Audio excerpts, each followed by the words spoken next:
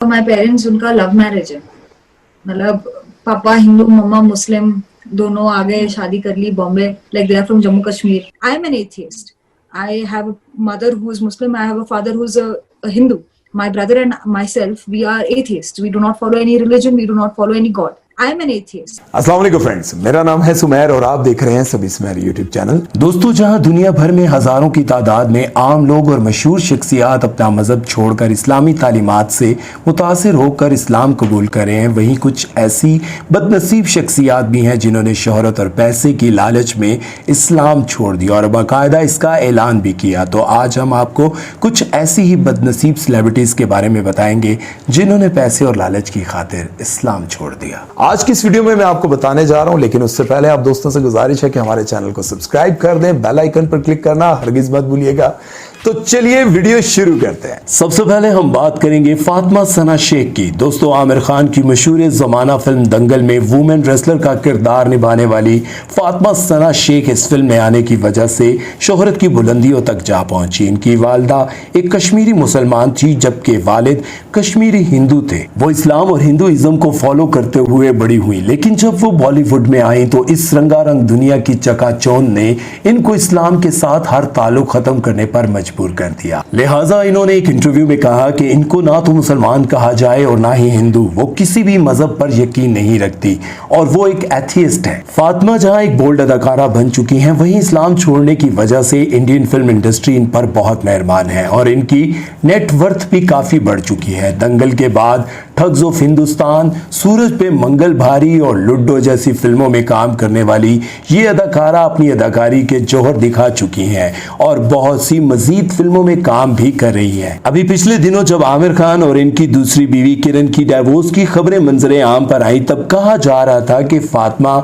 और आमिर खान के अफेयर की वजह से इन दोनों का घर टूटा और ये दोनों अब बहुत जल्द शादी करने वाले हैं. लेकिन फिलहाल आमिर खान का या फातिमा सना शेख का इस बारे में कोई बयान सामने नहीं आया. नेक्स्ट है परवीन बाबी. दोस्तों, परवीन बाबी वो अदाकारा थी जिसने अपनी जवानी और खूबसूरती का खूब फायदा उठाया, लेकिन इसका अंजाम बहुत ही भयानक हुआ. 70 और 80 की दिहाई में बॉलीवुड इंडस्ट्री की सुपर मॉडल और इंतहाई बोल्ड अदाकारा परवीन बाबी ने शोहरत और दौलत के लिए हर वो काम किया जो एक बाहया और शरीफ मुसलमान लड़की सोच भी नहीं सकती. एक पश्तून खानदान में पैदा होने वाली परवीन बाबी जैसे ही जवान हुई, इन पर मॉडलिंग का भूत सवार हुआ और इस मकसद के लिए इन्होंने उस दौर में भी हर हद पार कर दी और भारतीय फिल्म इंडस्ट्री में ऐसे ऐसे रोल्स किए जो कि इस वक्त की अदाकारा भी करने के लिए सोच भी नहीं सकती थी. उस जमाने में काम मुसलमान लड़की के लिए यह सब एक आग का दरिया पार करने के मुतारिफ था. परवीन बाबी की खूबसूरती और जवानी ने उनको उस वक्त की टॉप की बॉलीवुड अदाकारा बना दिया और वो अमिताभ बच्चन के साथ 8 सुपर हिट फिल्में भी बना चुकी थी.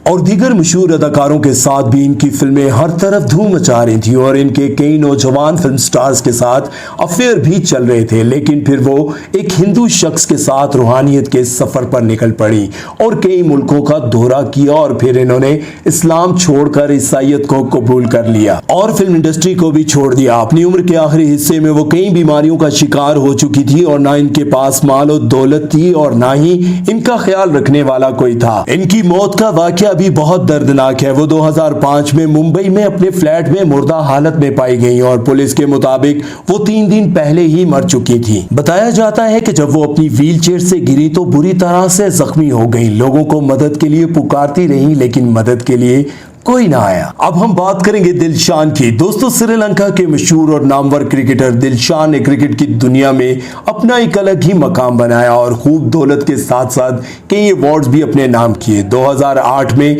इन्होंने श्रीलंका की एक मशहूर अदाकारा से शादी की और 4 बच्चों के बाप बनने के बाद इन्होंने क्रिकेट से रिटायरमेंट का ऐलान कर दिया. लेकिन आपको ये बात जानकर काफी हैरानगी होगी कि यह सब दौलत और शोहरत कमाने के लिए दिलशान ने इस्लाम को छोड़ दिया था. दिलशान की پیدائش ایک مسلمان والد اور بدھ والدہ کے گھر ہوئی. یہ بچپن میں مسلمان تھے اور انہوں نے قرآن پڑھنے کی تعلیم بھی حاصل کی اور ان کا مسلمان نام محمد دلشان تھا. لیکن پھر ان کے کرکٹ کوچ نے ان کو اسلام چھوڑ کر بدھ مت اپنانے کا کہا اور کہا کہ اگر کرکٹ میں ترقی چاہتے ہو تو ایسا تو کرنا پڑے گا. تب کوچ کی باتوں سے متاثر ہو کر دلشان نے 16 سال کی عمر میں ہی اسلام چھوڑ دیا. بس وہ پھر اسلام چھوڑ کر بدھ مت کے پیروکار بن گئے جو سری لنکا کا سرکاری مذہب بھی ہے. بس وہ دن اور آج کا دن دلشان پر سری لنکا نے نہ صرف کرکٹ کے دروازے کھول دیے بلکہ فلم انڈسٹری، میوزک انڈسٹری اور سیاست کے دروازے بھی کھول دیے. اور لگتا تو یہی ہے کہ جب تک یہ اسلام سے دور رہیں گے یہ سب مہربانیاں ان پر جاری رہیں گی. دوستو، بہت سارے لوگ یہ بات کہتے ہیں کہ میرا جسم میری مرضی، میری زندگی ہے، میں جیسے چاہوں جس مذہب کے ساتھ چاہوں جی سکتا ہوں، کسی کو مانوں نہ مانوں میری اپنی مرضی ہے. لیکن یہ بات سوچنے کی ہے کہ اگر تمہارا جسم تمہاری مرضی ہے تو اپنی جوانی، اپنے بچپن اور اپنے بڑھاپے کو روک کر کیوں نہیں دکھاتے؟ کیوں بوڑھے ہو جاتے ہو؟ تمہارا جسم ہے، تمہاری مرضی ہے تو پھر وہ تمہارا پیارا سا خوبصورت سا بچپن کیوں نہ روک پایا؟